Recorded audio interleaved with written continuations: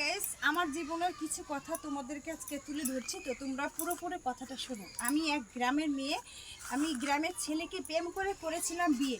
বাড়ি থেকে কেউ মেনে নেয়নি প্রথমত, তো 1 বছর পরে আমাদের বাড়ি থেকে মেনে নিয়েছে।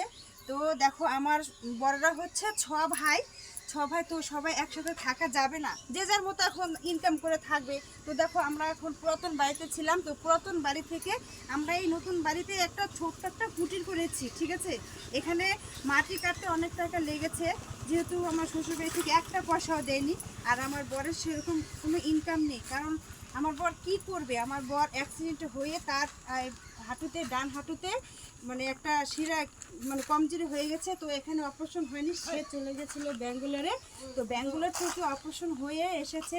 আর যখন অপারেশন করতে যায়, তখন আমার ছেলেটা সবে হয়েছে 6 মাস বয়স হবে। আমি তো ভীষণ কান্নায়, মানে ভীষণ কান্না করেছি, আমি খেতে পর্যন্ত পারিনি।